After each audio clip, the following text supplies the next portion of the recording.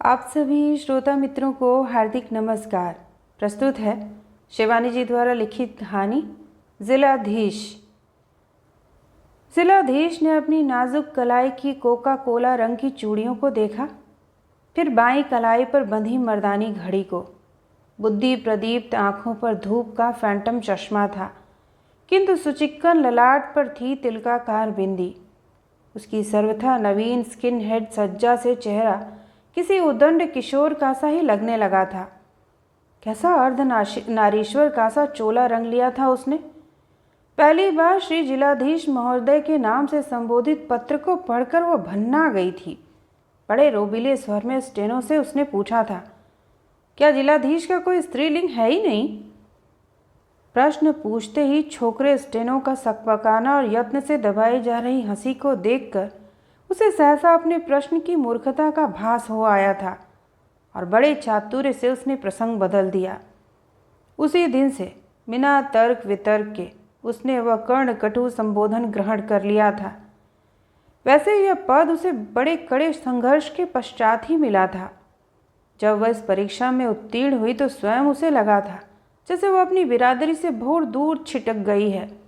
उन दिनों विवाह निमंत्रणों या उत्सवों में जाना उसने एक प्रकार से छोड़ ही दिया था। एमए कर लिया है ना तुम्हारी बिटिया ने, अब क्या कर रही है? क्या कहीं बात पक्की हुई? नारी समाज की यही मीठी सहानुभूति उसे कड़वी लगने लगती। उसके रिश्ते की बात कहीं पक्की हुई हो या नहीं, उनके सिर में भला क्यों दर्द हो रहा है? वो बुरी तरह बौखला जाती। यही रिश्ते वाली बात तो उसकी दुखती रग थी। कौन सा घर वर ऐसा बचा था जहाँ रिश्ते की बात नहीं चली? किंतु किसी लड़के को उसका निम्न मध्यम वर्गीय परिवार नहीं रुचता तो कोई उसकी असाधारण प्रतिभा से सहम जाता। आज उसके लिए एक से एक समृद्ध गृहों के प्रस्ताव आने लगे थे, पर अब वह 5 वर्ष पूर्व की सुमन नहीं थी। वह तो जैसे माँ के गर्भ से ही राजदंड लेकर जन्मी थी। सचमुच ही असाधारण थी वह लड़की। सचिवालय का वेदाध्ययन कर अब वह जिस जिले की बागडोर संभालने पहुंची थी, वह कुख्यात जिला एक नहीं अनेक जिलाधीशों का सिर दर्द रह चुका था। दिन दहाड़े निरीह राहगीरों को छुरा भोंकना, साइकिल सवारों की साइकिल घड़ी लूटना, किसी किशोरी का अपहरण तो वहां के निवासियों के लिए नित्य का दाल भात था। अभी अभी एक ऐसी अशोभनीय घटना ने उस मर्दानी जिलाधीश के वर्षों पूर्व लाल पड़ना भूल गए कपोलों को फिर से लाल कर दिया था। जिले के एक प्रसिद्ध आड़ती का जवान बेटा दुकान बंद कर दिन डूबे घर लौट रहा था। जिले के उसी कुख्यात गिरोह ने उसके नाड़े में बंधे बटुए को कस्टम के चतुर व्यापारियों के से तृतीय नेत्र से देख लिया। मेरे बाप को भी नहीं पता था सरकार कि तिजोरी खाली कर नाड़े के नेफे में घर ले जाता हूँ। दोनों हाथों से नाड़ेहीन शिथिल पजामे को समेटता वह मूर्ख उसके सम्मुख खड़ा हो लड़कियों की भांति हिचकियाँ ले लेकर रोने लगा और बेचारी सुमन अप्रस्तुत होकर बगलें झांकने लगी थी। अकेली भी होती तो शायद परिस्थिति ऐसी हास्यास्पद नहीं लगती, किंतु उस दिन बरामदे में ही संयोजित एक महत्वपूर्ण गोष्ठी में उलझी थी। जिले की बढ़ती अनुशासनहीनता पर ही विचार विमर्श चल रहा था। गोष्ठी में उस दिन सबसे अधिक बिदकने वाला घोड़ा भी उपस्थित था। उसकी उपस्थिति में उस आकस्मिक वज्रपात के लिए सुमन प्रस्तुत नहीं थी। सहृदया हाकिम को अपनी दुर्दशा का दुखड़ा सुनाकर छोटा सेठ चला गया था, किंतु गोष्ठी का वातावरण बोझिल हो उठा। जिले भर में भला कौन नहीं जानता था कि उस गिरोह का मुखिया कौन है, और वही मुखिया तो उस गोष्ठी में निडर बैठा दहाड़ रहा था। न उसे शासन का भय था न ईश्वर का। क्या उसकी महत्वाकांक्षा ही किसी विकृत कुंठा का रूप ले चुकी थी? चेहरा कैसा बांका था, किंतु आचरण ढालू ललाट पर चंद्र बिंदु सा घाव का निशान उसके चिबुक पर पड़ते गढ़े से मेल खाता था। पतली मूछों को वह निश्चय ही बड़े यत्न से संवारा करता होगा। जमींदार पिता ने अपने इस पुत्र को बड़े यत्न से पढ़ाया था। विलास के वातावरण से उसे यथासंभव दूर रखने की भी चेष्टा की थी, किंतु स्वभाव से ही रसिक पुत्र को वे साध नहीं पाए। आज वह विरोधी दल का एक ऐसा निर्लज्ज नेता था जो किसी भी महानेता को थर थर कपा सकता था। एक बार एक प्रतिष्ठित प्रसिद्ध समाज सेविका का चीर उसने उसी के अभिनंदन समारोह में दुशासन बनकर खींच लिया तो सुमन भी सहम गई थी। बात तथ्यहीन नहीं कही थी रणधीर सिंह ने। उजली रेशमी साड़ी और चंदन के धवल तिलक की भव्यता क्या समाज सेविका के कलुष को छिपा सकती थी? विदेशी दूध के डिब्बे लुके छिपे ग्वालों को बेचकर कैसे उन्होंने मकान खड़ा कर लिया है, चरस के निर्यात में कैसे उनका पुत्र निरंतर योगदान देता रहा है, सब कुछ उगलकर मिनटों में उत्सव पर झाड़ू फेर दिया था। वह जिले के प्रभुजाति अफसरों की परम गोपनीय फाइलें वह बगल में दाबे फिरता था। एक सुमन ने ही उसे कभी कंधे पर हाथ नहीं धरने दिया। उस लड़की का गांभीर्य, तटस्थता और असाधारण प्रतिभा देखकर रणधीर सिंह दंग रह गया था।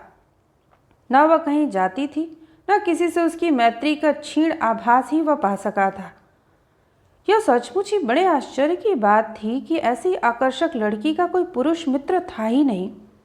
मीटिंग होती तो अपने मातहतों के बीच ऐसे तनकर कुर्सी पर बैठी रहती जैसे कैबिनेट के मंत्री गणों से घिरी गरिमा में प्रधानमंत्री हो। कभी भी उसे लजाते, सकुचाते या झेपते उसने नहीं देखा था। ऐसे गहरे आत्मविश्वास की आज ऐसी पराजय देखकर रणधीर सिंह मन ही मन प्रसन्न हो उठा था। अब देख लिया ना आपने, वह कहने लगा। आज महीना भर भी नहीं हुआ, भीखू कोली की जवान बिटिया की इज्जत ही नहीं उतारी, लाश को कुएं में डाल गए बदमाश। फिर चलती ट्रेन में गवाही देने जा रहे चंद्र प्रकाश को गोली मार दी। क्या कर लिया आपने? आपके नपुंसक शासन की यही निर्वीर्यता तो अपराधी को उकसाती है। आप लोगों की यही शिथिल ब्यूरोक्रेसी आज तो देश की दुखती दाढ़ है। आवश्यकता है किसी ऐसे कठोर व्यक्ति की जो उसे झटके से उखाड़ फेंक दे। क्षमा करें मिस श्रीवास्तव, पर जब तक आप लोग कर्तव्यों की उपेक्षा कर अधिकारों के पीछे भागते फिरेंगे, अनुशासनहीनता का अंत नहीं हो सकता। एक चतुर विदेशी उद्योगपति हैजर्ड आप लोगों की खुली पुस्तक सा ही बाँच गया था। जानती हैं उसने क्या लिखा था? फिर वह बड़ी अशिष्टता से सिगरेट फूंकता सुमन की ओर झुककर कहने लगा। वह लिखता है कि लॉर्ड कर्जन के शासनकाल से आज तक की सरकारी फाइलों को देखकर मैं आश्चर्यचकित रह गया हूँ।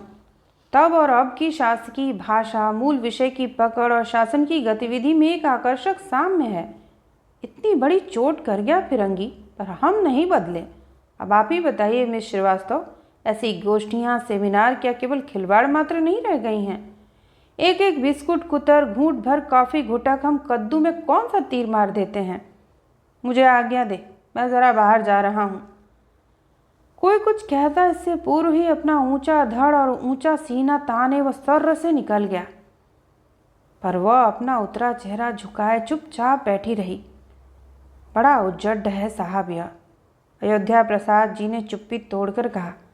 किसी महिला के सम्मुख कैसे बोलना चाहिए यह भी नहीं सीख सका। हम सबकी ओर से उस छोकरी की बकवास के लिए क्षमा करें मिस श्रीवास्तव। क्षमा कैसी? उन्हें विदा देती सुमन बड़ी स्वाभाविकता से मुस्करा उठी थी। उसे भला कौन नहीं जानता। ठीक ही तो कह रही थी वह। किंतु विरोधी दल के उस बिना ताज के बादशाह को न्योते बिना भी तो किसी की सरकारी पंगत की कुशल नहीं थी। वह क्या इतना नगण्य था कि उसे वह न बुलाती? कौन सा विधेयक संसद के समक्ष विचाराधीन है, असेंबली में पूछे गए किस नंगे प्रश्न की आतिशबाजी विरोधी को झुलसा सकती है, वह यह सब जानता था। फिर वह दल बदलने में शायद अपनी कमीज़ बदलने से भी कम समय लेता था। इसी से उसका मूल्य इधर अचानक बढ़ गया था। अपने ज़मींदार प्रासाद में वह एकदम अकेला रहता था। पास ही उसका विराट फार्म था और कुछ लोगों का तो कहना था कि उसका वही फार्म ज़िले के दस्यु दल का भिंड मुरैना है। एक बार उसने ज़िले के उच्च अधिकारियों को सहभोज पर निमंत्रित किया तो सुमन उसकी प्रासाद का वैभव देखकर चकरा गई थी।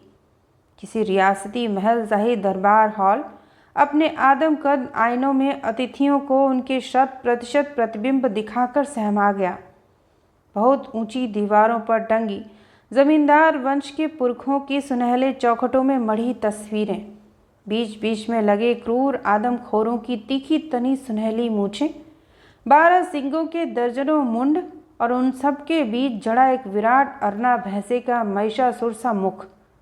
सुमन उन्हें बार बार देखती जा रही थी कि वह हंसकर उसे एक एक का इतिहास बतलाने लगा था। यह मैंने फला जंगल में मारा था, यह फला जंगल में।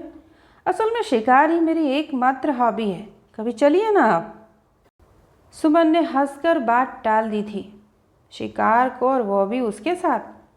उस भोज के पश्चात उस उद्दंड युवक ने 2-3 बार और भी सुमन की ओर मैत्री का हाथ बढ़ाया था, किंतु 5 वर्ष की नौकरी ने सुमन को बहुत कुछ सिखा दिया था।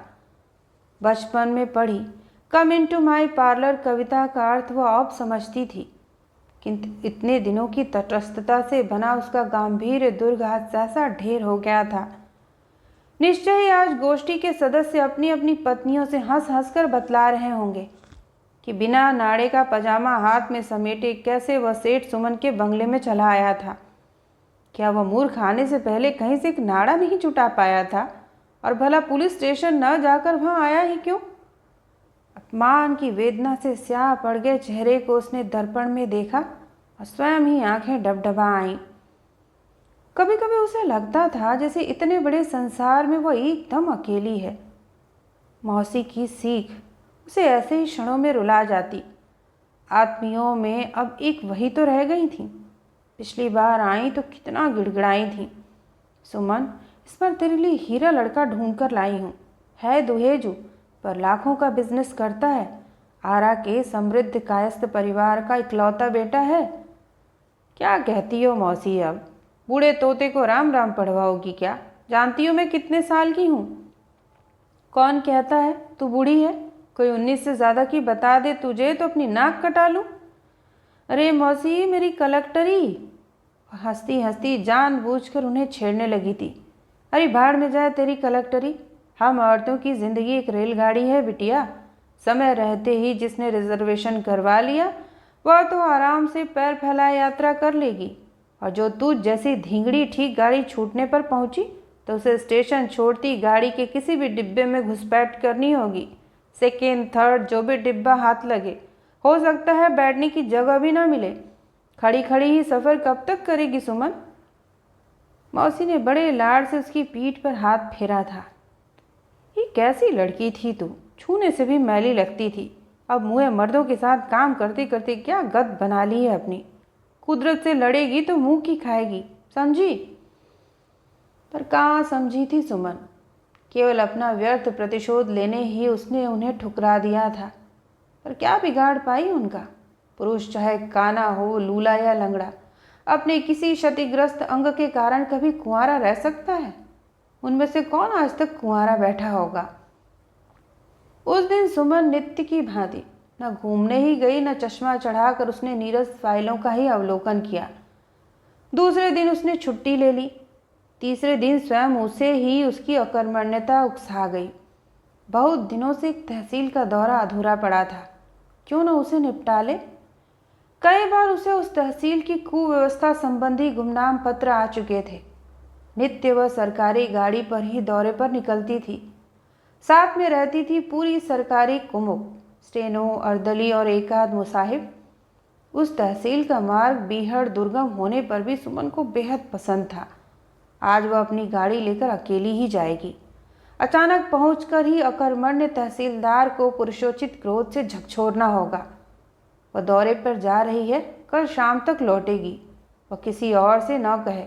यह सब हिदायतें अपने नौकर को देकर वह चली तो प्रगल्भ संध्या का अवसान भी नहीं हुआ था। हल्की हवा से सुमन के कटे केश फहराने लगे। उसने गाड़ी रोक कर स्कार्फ बांध लिया। साड़ी वह बहुत कम पहनती थी, जीन्स या फिर बेल बॉटम। आज तंग काले जीन्स पर था गहरा नारंगी कुर्ता।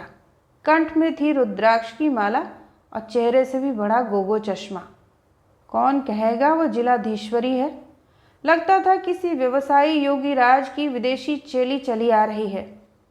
सुहावने मार्ग की अनोखी बेलबूटाकारी को आंखों ही आंखों में पीती चली जा रही थी।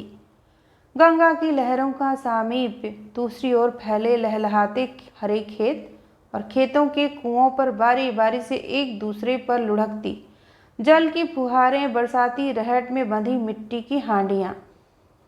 निगोड़े रणधीर सिंह का फार्म भी तो कहीं इसी मार्ग में पड़ता था, और कहीं कुओं से किसी एक से मिली थी भिखू कोली की जवान बेटी की लाश। अचानक एक धक्के के साथ सुमन की गाड़ी रुक गई। बार बार चलाए जाने पर भी गाड़ी अचल खड़ी रही तो वह नीचे उतरी। ऐसा तो पहले कभी नहीं हुआ था। एक दो बार परिक्रमा कर उसने अनाड़ी हाथों से गाड़ी के अंजर पंजर ठकठका लिए, किंतु नाड़ी हाथ में नहीं आई। दिन डूबने लगा था।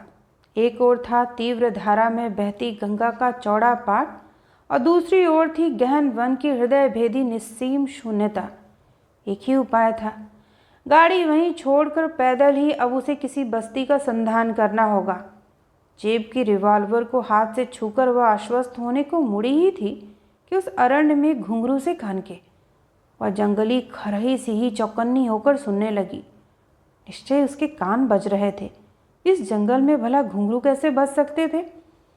उसने फिर कदम उठाया ही था कि घुंघरू का स्वर स्पष्ट हो उठा।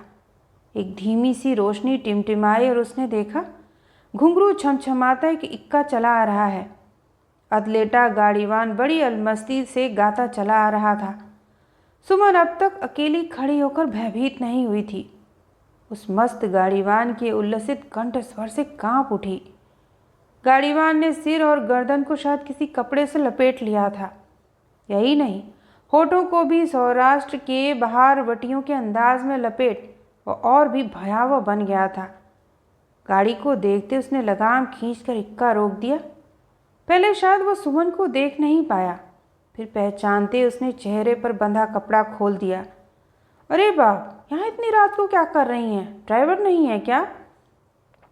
उस निर्जन वन में रणधीर सिंह को देखकर सुमन उतनी आश्वस्त नहीं हुई जितना एक परिचित चेहरे को देखकर होना चाहिए था। नहीं, 17 मील ही तो जाना था। सोचा था घंटे भर में ही जाकर लौट भी आऊंगी, पर पता नहीं गाड़ी को क्या हो गया। सुमन फिर झुक झुक कर इंजन को ऐसे देखने लगी जैसे कह रही हो, मैं ठीक हूँ, आप अपना रास्ता नापें। सुनिए, रणधीर सिंह ने गाड़ी पर झुकी सुमन को अपने कड़े स्वर से चौंका दिया। मेरी हवेली पास ही है, आप गाड़ी यहीं छोड़ दें और मेरे साथ घर चलें। वहाँ से मैं आपको अपनी गाड़ी में छोड़ आऊँगा। चलिए, अब यहाँ रुकना ठीक नहीं है। पर ऐसी भीड़ बस्ती में आप अकेली चली कैसे आई? सुमन ने बड़ी ही अनिच्छा से पर्स निकाला, गाड़ी को लॉक किया और सिर झुकाया उसके साथ चलने लगी। कुछ दूर जाकर न जाने क्या सोचकर उसका रहस्यमयी साथी रुक गया। ओफ, कैसा मूर्ख हूँ मैं, उसने हंसकर कहा। आप ज़रा रुके मिस श्रीवास्तव, मैं इक्का ले आऊँ। एक अस्पष्ट संशय में उलझी सुमन खड़ी हो गई। अभी तो कह रहा था कि मेरी हवेली पास ही है, फिर इक्का लाने की क्या सूझी? वो इक्का लेकर आया और उसके पास ही रुक गया। आइए, चढ़ पाएंगी क्या? उसने हंसकर पूछा। शायद सुमन के शरीर से लग रही जीन्स के कठोर बंधन को देखते ही वह समझ गया कि वह चढ़ नहीं पाएगी। रुकिए, क्या? वह धम्म से नीचे कूदा और लपक कर उसे गोद में उठाकर इक्के पर बिठा दिया। फिर स्वयं एक छलांग लगाकर उसने लगाम थाम ली। पल भर को सुमन को लगा कि पंख लगाकर इक्का हवा में तैरता चला जा रहा है। कई बार तो उसने होंठ काट कर चीख रोक ली। मैंने बड़े शौक से बनवाया है यह इक्का मिस श्रीवास्तव, अलमस्त चालक कहता जा रहा था। नित्य अपने हाथ से पॉलिश करता हूँ और घोड़ा कलकत्ते के रेस कोर्स से अनफिट हो गया था, जरा सी चोट खा गया था। मैं इसी से अब अपने रेस कोर्स में दौड़ाता हूँ। क्यों बेटा पवन, है ना? वहाँ इसका नाम था एरो। जीतने पर एक से एक सुंदरी मेम साहब लोग इसे गलबहियों से घेर कर तस्वीरें उतरवाती थीं। इसी से बहुत दिनों बाद एक सुंदरी मेम साहब पाकर कैसा भरपेट भागा जा रहा है। आदत से लाचार है रसिया, देखिए ना, आपकी फिएट भी इसके सामने हार गई। पवन सचमुच ही पवन बनता चला जा रहा था। कई बार उबड़ खाबड़ सड़क के कंकड़ों पर फिसलता इक्का ऐसे झंझना उठता, लगता अभी अभी सवारी समेत औंधा होकर लुढ़क जाएगा। बार बार चालक की पीठ पर विवशता से लुढ़क जाती और उसके कंधे वह पकड़ लेती। कसकर मेरी पीठ पकड़ लीजिए मिस श्रीवास्तव, ये पवन है बड़े नक्शेबाज। जब तक चाबुक मार मार कर तेज न भगाए जाएं, काबू में नहीं आते। और वह तड़ा तड़ चाबुक लपलपाता इक्के की गति को और भी तीव्र कर देता। लगता था उस भयावह यात्रा का कभी अंत ही नहीं होगा। न कहीं एक बस्ती थी, न दिए का प्रकाश। 2 बजे रात को भला किस घर में दिया टिमटिमा सकता था। अचानक लगाम खींचकर चालक ने इक्का रोक दिया। सुमन भय त्रस्त दृष्टि से इधर उधर देखने लगी। यह तो उससे भी गहन वन की गहराई में डूबने लगी थी। वह सोचती ही रही, उतरूं या बैठी रहूं। मुस्कुराकर रणधीर सिंह उसके पास आकर खड़ा हो गया। क्यों, उतरेंगे नहीं क्या? बिना उसके उत्तर की प्रतीक्षा किए उसने एक बार फिर उसे कागज के फूल सा ही फक से उठा लिया, पर इस बार उसने उसे जमीन पर नहीं उतारा। पुरुष के पसीने की अजनबी गंध के अनभ्यस्त नथनों का कौमार्य सहम उठा। या उसी के मन का वहम था, या सचमुच ही वह दुस्साहसी मतवाला गाड़ीवान उसे अपने से चिपटाए चला जा रहा था। न चाहने पर भी कलेजे की धड़कन नन्हे उभार को छेदती दूसरे कलेजे पर बजने लगी, जैसे जेब घड़ी हो। वह दोनों पैर छटपटाकर नीचे उतरने की चेष्टा करने लगी। आहा, क्यों नीचे उतरने की कोशिश कर रही हैं? यह रास्ता गोखरू कांटों से पटा पड़ा है और आपके पैरों में है चप्पल। एक भी गड़ गया तो महीनों खाट पर पड़ी रहेंगी। नीचे पहुंच गए हम। और उसने सुमन को नीचे उतार दिया और पसीना पोंछने लगा। बाप रे बाप, देखने में तो आप एकदम हल्की फुल्की लगती थी, पर वजन अच्छा खासा है। क्यों? वह हंस हंस कर कहने लगा। सुमन की दोनों हथेलियां पसीने से तर थीं और गला बुरी तरह सूख गया था। कैसी बस्ती थी यह, और कहाँ थी उसकी हवेली? अंधेरे में हाथ को हाथ नहीं सूझ रहा था। कांपते हाथ को उसने जीन्स की जेब में डाला और उसे लगा वो वहीं गिर पड़ेगी। जेब खाली थी। तब क्या किसी जेब कतरे की दक्षता से उसने रिवॉल्वर पार कर ली थी? क्यों मिस्टर श्रीवास्तव, क्या बात है? कुछ गिर गया क्या? देखूं? कहता वह अपना खुरदरा कपोल एकदम सुमन के चेहरे के पास ले आया। सिहर कर वह पीछे हटी और छत्र से छाए एक भीम वट वृक्ष की जटाओं से उलझ कर रह गई। उसने पहले उसकी नन्ही घड़ी टटोल कर उतार ली, फिर वह हृदयहीन दस्यु उसके कंठ में पड़ी पतली चेन को जानबूझकर ही बड़ी विलंबित गति से ऐसे खोलने लगा जैसे उसके कंठ में पुष्पहार पहना रहा हो। सुमन प्रस्तर मूर्ति सी अचल खड़ी थी। घटनाओं का आकस्मिक तनाव कोहरे सहे उसकी चेतना पर छा गया। उसके शरीर से उठती मादक सुगंध से सहसा वह जंगली मुग्ध होकर झूम गया। वाह वाह, क्या खुशबू लगाई है कलेक्टर साहिबा। इसी में तो एक एक कर आपकी तहसीलें डूब रही हैं। चुप करो। क्रोध से सुमन की चेतना जागृत होकर फुफकार उठी। सब ले चुके हो, अब कुछ नहीं है मेरे पास। इस बटुए में 40 रुपए हैं, इन्हें भी लो। और सहसा वह टूट पड़ी और बटुआ उसके मुंह पर जोर से पटक कर सिसकने लगी। झूठ बोल रही हैं आप, अभी बहुत कुछ है आपके पास। आप क्या सोचती हैं, 3 तोले की चेन और 2 रत्ती की घड़ी लूटने के लिए ही आपको गोदी में इतनी दूर लेकर आया हूँ? ऐसा मूर्ख नहीं है रणधीर सिंह। बंगाल के जोतदारों का रक्त है मेरी शिराओं में मिस श्रीवास्तव। आप शायद जानती नहीं, मेरी माँ का मायका था मुर्शिदाबाद। सुन रही हैं? इस बार उसने सुमन को एक झटके से खींचकर छाती से लगा लिया। एक पल को सुमन बुत सी खड़ी रही, फिर दूसरे क्षण उस तीक्ष्ण नखा साहसी लड़की ने उसे नोच नोच कर दूर धकेल दिया। न जाने कहाँ से इन दुबली पतली बाहों में किसी छिपी गुप्ती किसी तीखी धार उभर आई थी, किंतु शत्रु अजेय था। उसके लाव पाश से वह मुक्ति नहीं पा सकी। उस निर्जन वन स्थली में खड़े दैत्याकार वृक्षों से टकरा टकरा कर उसकी विवश सिसकियां उसी तक लौट आईं। आज तक पुरुषों के कंधे से कंधा मिलाकर प्रत्येक क्षेत्र में अपनी मौलिक प्रतिभा, साहस और सूझबूझ से वह धड़ाधड़ आगे बढ़ती चली गई थी। उस वीरांगना का गर्वोन्नत मस्तक आज पहली बार नारित्व की सीमा प्राचीर से टकरा टकरा कर चूर हो गया था। यदि पुरुष होती तो क्या उसके इतने दिनों के एकाग्र कौमार्य साधना एक ही अभिशप्त रात्रि की करवट के साथ ऐसे व्यर्थ हो उठती? बहुत होता तो उसे लूट पाट कर यह दस्यु उसके प्राण ही तो लेता, किंतु उसे तो वह प्राण न लेकर भी आज निष्प्राण छोड़ गया था। विषम परिस्थिति की वास्तविकता उसे एक बार फिर बौरा गई। नारंगी कुर्ते की बाँह फट नोचकर कोहनी तक लटक आई थी।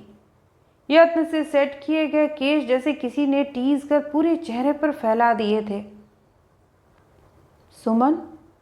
अचानक उसकी धृष्ट पुकार सुनकर वह जैसे आकाश से गिरी। रेशमी पलकों के आंसू अभी सूखे भी नहीं थे। क्षमा करना, तुम्हें नाम लेकर ही पुकार रहा हूँ। तुम्हारे ओहदे का कोई महत्व नहीं रहा अब, है ना? जब तुम्हें पहली बार देखा तभी मैंने प्रण कर लिया था कि एक न एक दिन। वह अपना मुंह जोर वाक्य पूरा भी नहीं कर पाया कि सुमन ने अपना मृणाल दंड सा कोमल हाथ वज्र बनाकर उसके गाल पर घुमा दिया। हवा में घूम गई किसी बेंत की पतली छड़ी किसी सड़ाक से रणधीर सिंह पल भर को तिलमिला गया। फिर उसने उसी हाथ को ज़बरदस्ती खींचकर होठों से लगा लिया। ऐसे तिलमिलाने से कुछ नहीं होगा सुमन। कौन जीता है और कौन हारा है यह भी क्या अब मुझे ही बतलाना होगा। पर तुम्हें विश्वास दिलाता हूँ जिलाधीश्वरी, आज की यह मीठी स्मृति केवल हम दोनों की ही धरोहर रहेगी। साक्षी रहेगा या उदार अश्वत्थ। फिर वह छटपटाती सुमन को अपनी चौड़ी छाती से चिपटाए थोड़ी देर में तृप्त खर्राटे भरने लगा। चेष्टा करने पर भी सुमन फिर बंधन मुक्त नहीं हो पाई। एक करवट लेकर उसका भयावह सहचर पलटा तो वह छिटक कर उठ गई। नवोदित सूर्य की पांडुवर्ण किरणों का जाल वन वनांतर चीरता उस अरण्य को रंग गया। वट वृक्ष की मौन शाखा प्रशाखाएं पक्षी रव से मुखरित हो उठी। क्या बढ़िया नींद आई, मैं तो भूल ही गया था कि तुम भी मेरे साथ सोई हो। वह हंसा। ओह, उस कुटिल कामी की हंसी कैसी स्वच्छ और निर्दोष थी। मैं तुम्हारे पास नहीं सोई थी। क्रुद्ध स्वर में फुफकारती सुमन और 2 कदम पीछे हट गई। ओह, तब क्या बरगद की जटा पकड़कर लटकी थी अब तक? और फिर हंसकर सिगरेट सुलगाने लगा। देखो ना, मेरा कुर्ता अभी भी तुम्हारे आंसुओं से भीगा है। अपने मलमल के कुर्ते को उसने सामान्य रूप से उठाकर दिखाया और खुले बटनों के बीच उस लोमश छाती को देखकर सुमन फिर कांप गई। लगता है बहुत नाराज़ हो। क्यों? चलो चलो, तुम्हारी तहसील तक पहुंचा दूं। कह देंगे रास्ते में कलेक्टर साहिबा की गाड़ी खराब हो गई थी। वो तो अच्छा हुआ, फार्म से गल्ला ट्रक पर लदवा कर मैं लौट रहा था। वह फिर बड़े उल्लसित स्वर में सीटी बजाने लगा। चलते चलते वह अचानक मुड़ा और उसके पीछे सिर झुकाए किसी मंत्रपूर्ण डोरी में बंधी सी सुमन चली आ रही थी। सुमन! खिलवाड़ कर रहे आनंदी चेहरे की एक एक रेखा सहसा बदल गई। पलट कर उसने सुमन के दोनों हाथ थामे तो पकड़ में रात्रि की कठोरता नहीं थी, जैसे उसे फूल की छड़ी से छू रहा था। वह भीखू कोली की हत्या में मेरे दल का हाथ नहीं था। कहीं तुम यह मत सोचना कि मैं इन जंगलों में यही सब करता फिरता हूँ। तुम्हें विश्वास दिलाता हूँ सुमन, किसी नारी का स्पर्श भी मैंने आज तक नहीं किया था। मैंने तुम्हें घर पहुँचाने का आश्वासन दिया था, उसके पीछे किसी छल कपट का पाखंड नहीं था। पर वह टिटनेस की रोगिणी की ही भांति ऐठी सुमन के बिखरे बालों पर हाथ फेर कर एक क्षण चुप रह गया। तुम्हारी उदासीनता ने ही मुझे ढीठ बना दिया था। मीटिंग होती तो तुम जानबूझकर ही मुझे अपनी तटस्थता से पागल बना देती, किंतु तुम्हारे खोखले अभिनय को मैंने पकड़ लिया था। कई बार तुम्हारी लुका छिपी में मुग्ध दृष्टि का मुख आह्वान में पा चुका था। सच कहो सुमन। उसने सुमन के दोनों कंधे पकड़ लिए और झुकी पलकों पर अपनी तीक्ष्ण दृष्टि निबद्ध कर दी। सुमन जैसे प्रखर सूर्य की किरणों के तेज के सम्मुख आंख नहीं उठा पा रही थी। कैसी विचित्र थी तुम्हारी सज्जा। वह स्वयं ही बोलता चला जा रहा था। कभी कांसे सी चमकती अर्धनग्न पीठ का बड़े औदार से प्रदर्शन कर रहा तुम्हारा ब्लाउज, कभी किसी छोकरे कैसे ढीले कुर्ते की मेखला में लुका छिपी खेलता, और भी रहस्यमय बन गया तुम्हारा यौवन। क्या तुम जानबूझकर ही स्वयं दुर्भाग्य को नहीं न्योद गई थी? सुमन के स्वाभाविक रूप से सफ़ेद पड़ गए चेहरे को देखकर उसने एकाएक गिरगिटी रंग बदल लिया। सहमी सहचरी को अब उसने चिबुक उठाकर गुदगुदाने की व्यर्थ चेष्टा की। कोई मनहूस सी मेट्रन वाली साड़ी वाड़ी पहनकर दफ्तर में बैठी होती तो शायद ये सब नहीं होता। मैं ऐसी वैसी मर्दानी औरतें देखा करता हूँ जो अफसर बनते ही अपनी बलवती इच्छा शक्ति से मूछें तक उगा लेती हैं। तुम्हारी कसम सुमन, एक ठुड्डी तो मैंने दाढ़ी भी देखी थी, 46 इंच सीना और ऐसी चौड़ी हथेली की तमाचा मारे तो 32 ही बाहर। पर तुम तो केवल नाम की अफसरी हथिया सकी हो, क्यों? सुमन चुपचाप खड़ी रही।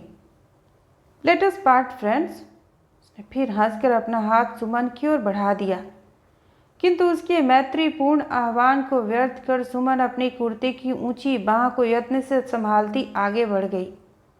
इक्के को उसके बंगले से पहले ही रोक कर वो उसे उतार गया। बिना उसकी ओर एक बार भी देखे वह तेजी से निकल गई। बंगले पर पहुंची तो मान बहादुर अचानक लौट आई स्वामिनी को देखकर घबरा गया।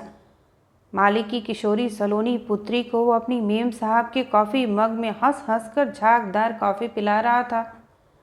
हड़बड़ा कर मालिक नंदिता उठ गई। सुमन ने कठोर दृष्टि से दोनों को देखा और कमरे में चली गई। जहाँ देखो वहीं प्रकृति की हृदयहीन ठिठोली। कनपटी पर अभी भी शिराएं जैसे पटापट हथौड़ियाँ चला रही थीं।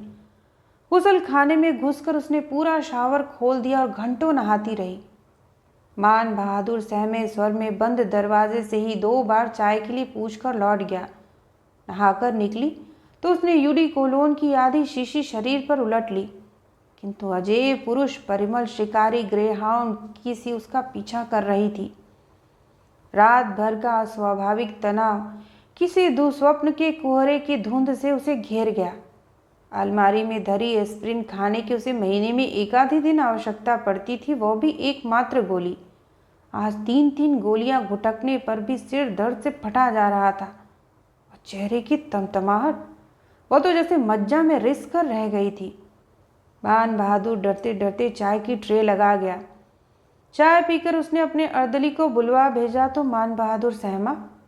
निश्चय ही अब मेम साहब उसे कान पकड़कर बंगले से बाहर करने अर्दली को बुलवा रही थी, किंतु सुमन ने ठंडे स्वर में उसे अर्दली के साथ जीप लेकर अपनी गाड़ी ले आने का आदेश दिया और कहा, आज मेरी तबीयत ठीक नहीं है बहादुर, मैं खाना नहीं खाऊंगी। जाने के पहले बहादुर बड़े सलीके से फाइलों का अंबार उसकी मेज़ पर लगाकर धर गया था। दौरे से लौटने पर वह नित्य ही अपने बेडरूम में ही दिन भर का जमा हो गया काम निपटाया करती थी, पर आज उसे स्मृति विभ्रम हो गया था। क्या वो कभी फाइलें भी देखती होगी? रात भर वो बेचैन करवटें बदलती रही। क्या पता वह दुस्साहसी उसे जीवन भर ब्लैकमेल करता फिरे। जिले का एकमात्र समाचार पत्र अपने चौंकाने वाले निम्न रुचि के समाचारों के लिए अत्यंत लोकप्रिय था। लोगों का कहना था कि रणधीर सिंह उस पत्र का संरक्षक है और उसी के माध्यम से जिला शासक वर्ग पर जब चाहे तब पिच से थूक सकता है।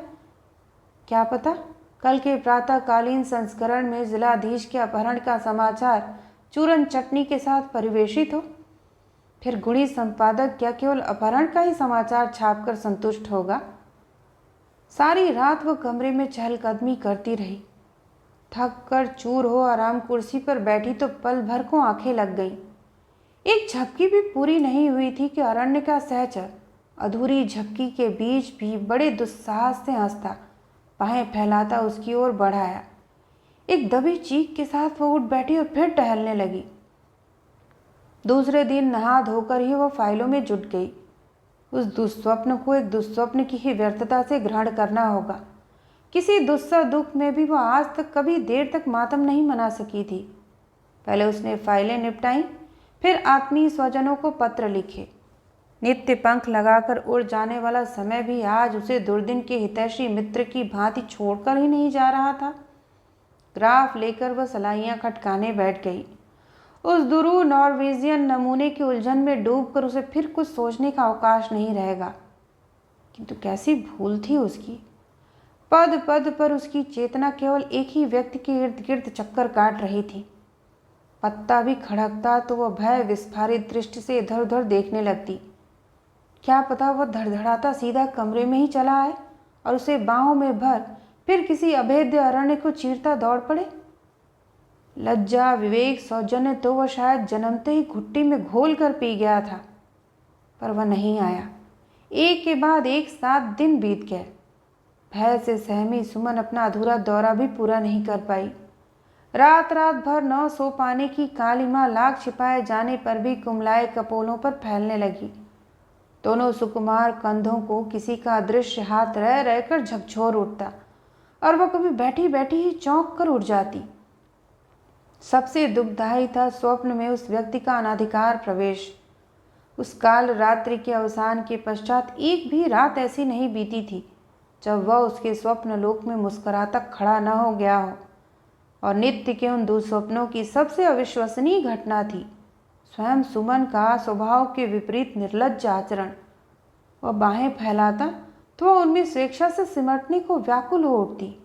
वह उसका चिबुक स्पर्श करता तो वह अपने जन्म जन्मांतर के तृषार्त अधरों की याचना स्पष्ट कर देती। यहाँ तक कि वह विदा मांगकर जाने को तत्पर होता तो वह घुटने टेक कर चेरी बन अपनी दीनहीन विनती चिरौरी से उसका मार्ग अवरुद्ध कर देती। हड़बड़ा कर वह पसीने से तरबतर बिस्तरे पर बैठती, कांपती रहती। छी छी, क्या हो गया था उसे?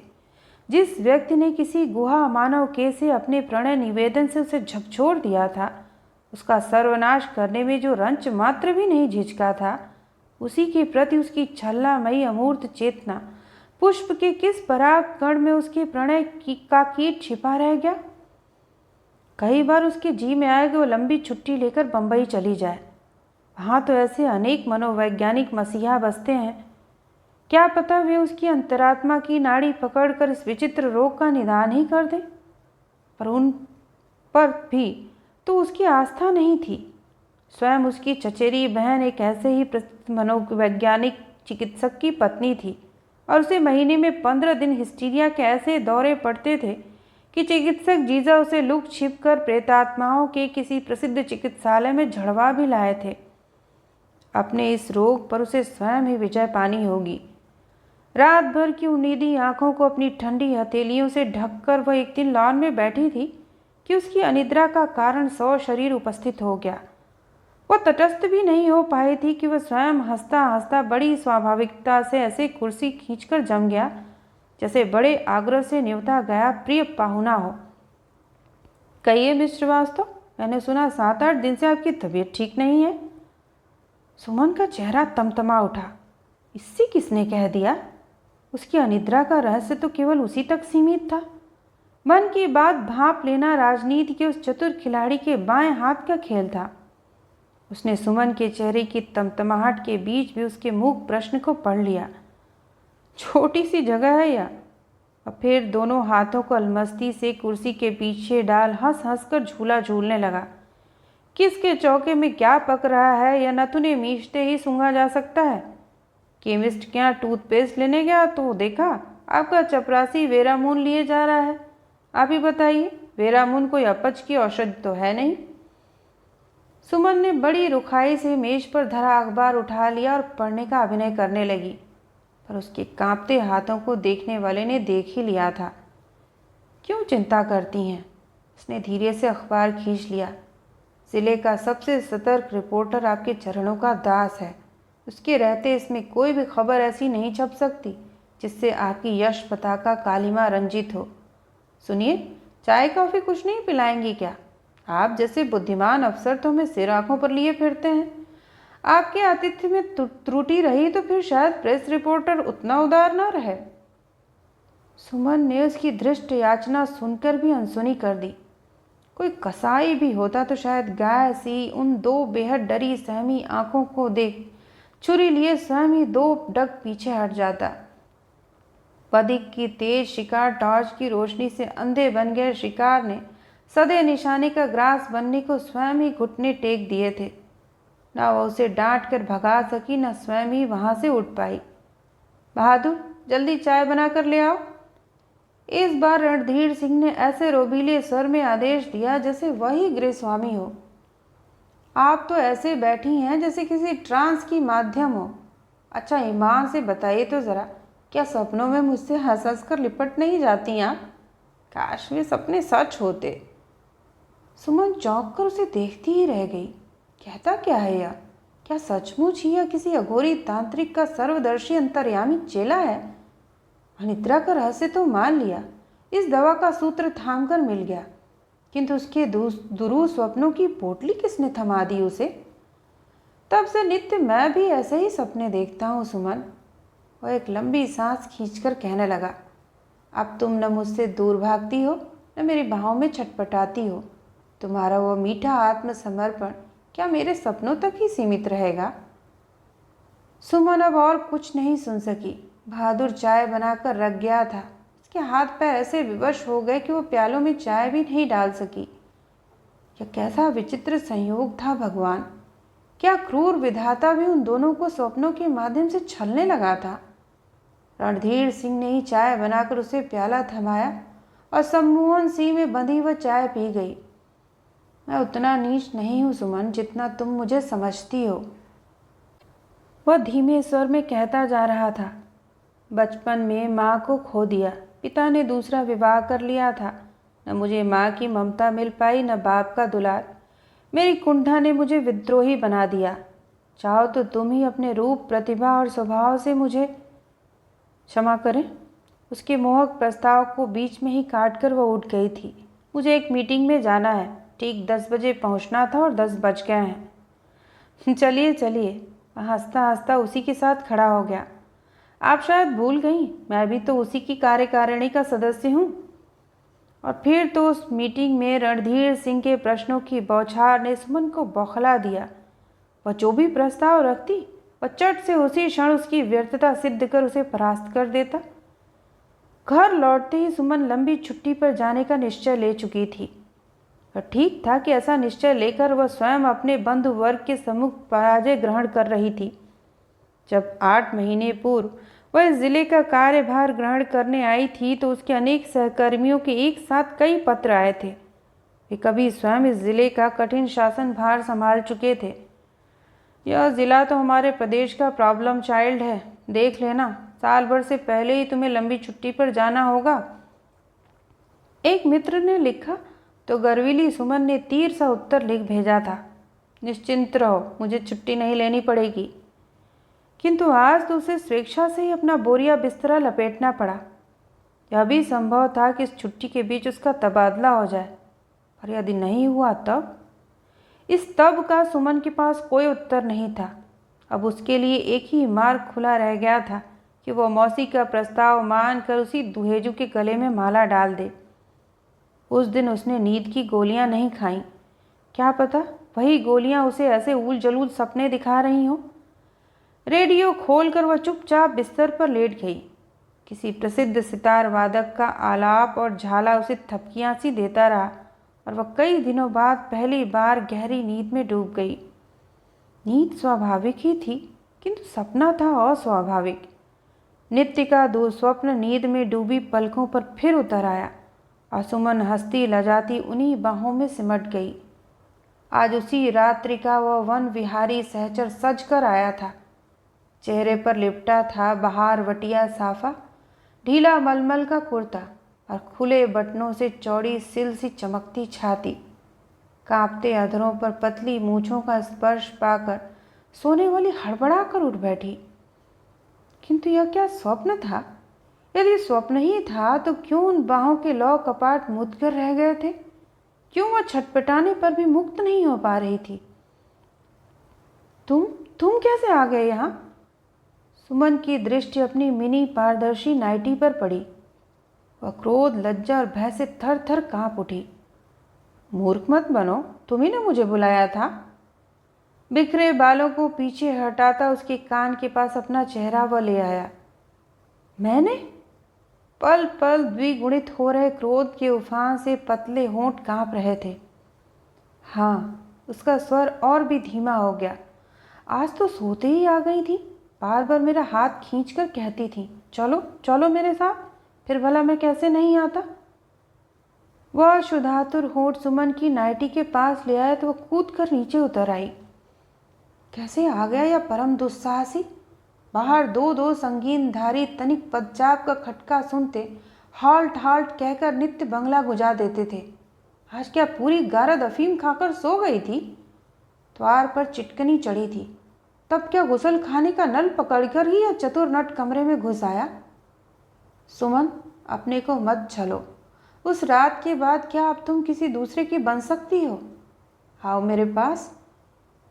ओफ, उसकी नंगी आंखें कहाँ आकर जड़ गई थीं।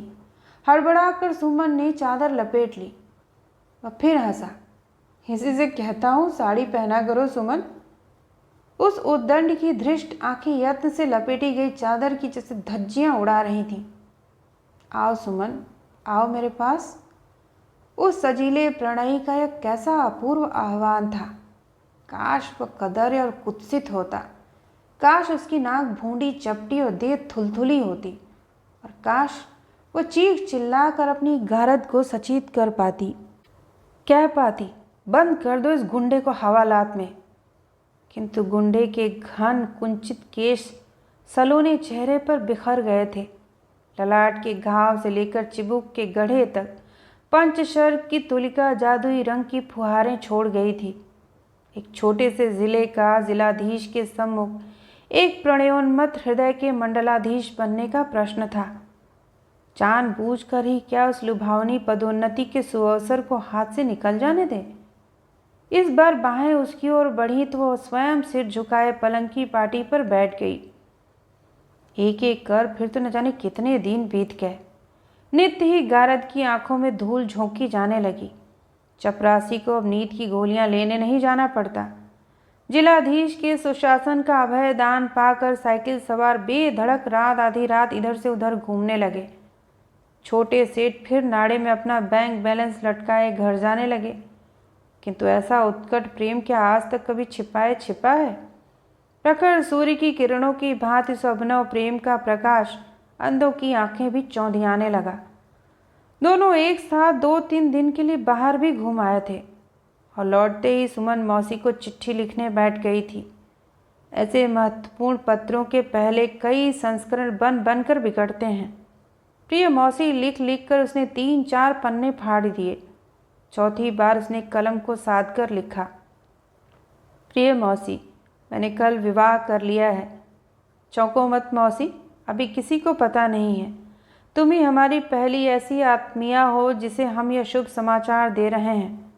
विवाह कचहरी में ही हुआ।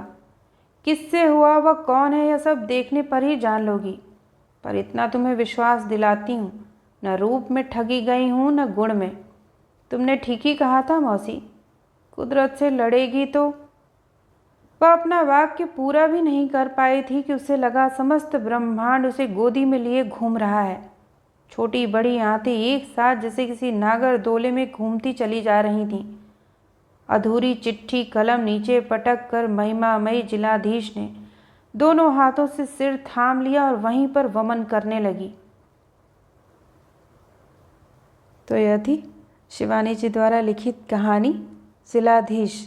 सुनने के लिए आप सभी का धन्यवाद।